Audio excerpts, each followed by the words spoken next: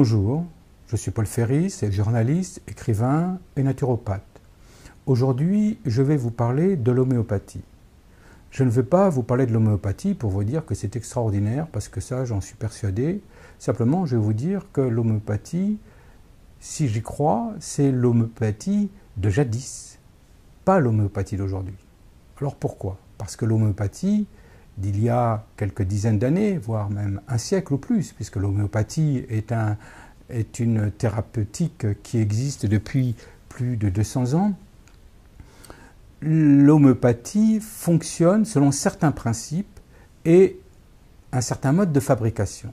Alors l'homéopathie, vous savez tous que l'homéopathie, on soigne par un système qui s'appelle le mode vibratoire.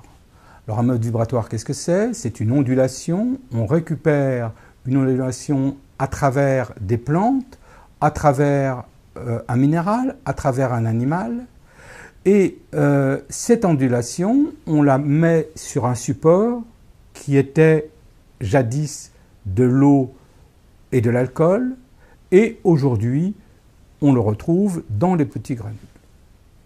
Il se trouve que l'eau et l'alcool ne gardent pas la vibration, ou gardent mieux la vibration que des petits granules ou des petits globules.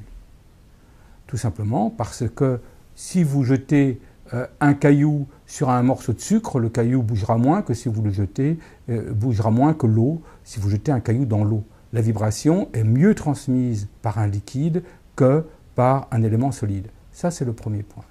Le deuxième point, c'est que jadis, on fabriquait les remèdes homéopathiques à la main ou de façon artisanale, c'est-à-dire que c'était des petites séries et il n'y avait pas de machine.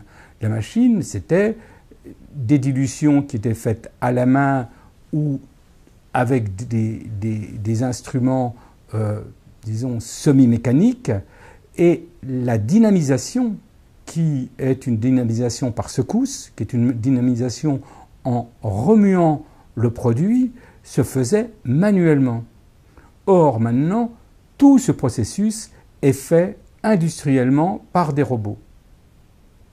Si le remède homéopathique est un remède vibratoire, il a besoin non seulement du remède de la plante, du minéral ou de l'animal, mais aussi de la vibration de l'être humain qui a cueilli la plante, de la vibration de l'être humain qui a préparé le remède, de la vibration de l'être humain qui a aussi secoué le produit, qui l'a dynamisé.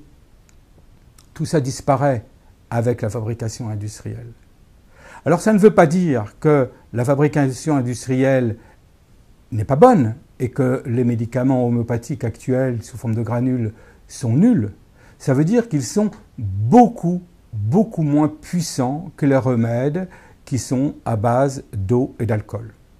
Donc je vous engage à acheter prioritairement tous les remèdes que l'on trouve encore actuellement, qui sont vendus sous forme d'ampoules ou sous forme de petits flacons. Ça peut être l'époconéol, pardon.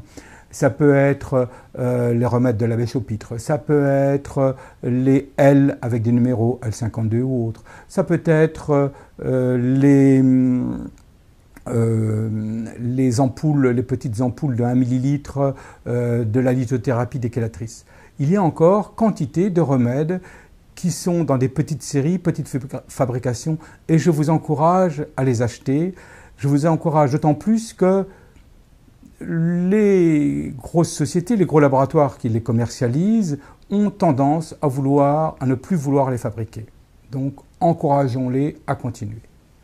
Deuxième solution, vous êtes obligé de passer par les fameux granules ou les fameuses globules qui n'ont pas la qualité espérée. Eh bien, pour leur redonner une qualité, c'est assez simple. Vous utilisez une bouteille d'eau de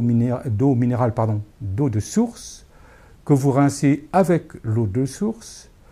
Vous pouvez même rincer en mettant un petit peu d'alcool dedans, parce que ça permet à la fois de retirer tous les éventuels microbes qui se promènent dans la bouteille et aussi de couper toutes les éventuelles vibrations que l'on pourrait dire parasites. Vous remplissez à moitié votre bouteille d'eau, toujours avec de l'eau de source. Vous mettez une dizaine de granules, ou plus ou moins, ça n'a pas d'importance, il faut juste que transmettre le message vibratoire à l'eau, et vous secouez abondamment la bouteille que vous aurez remuée à moitié. Vous buvez cette eau-là, vous en buvez un verre tous les matins. S'il fallait que vous preniez votre remède, vous le prenez à la même distance. S'il fallait prendre 3 fois votre remède homéopathique par jour, eh bien vous le prenez, vous en buvez 3 verres par jour, sachant qu'il faut toujours boire à distance des repas, enfin prendre vos remèdes homéopathiques à distance de toute prise alimentaire et de toute prise de boisson.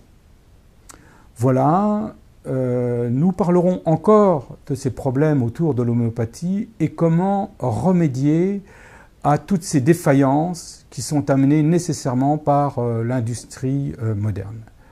Je vous remercie et à bientôt pour un prochain épisode.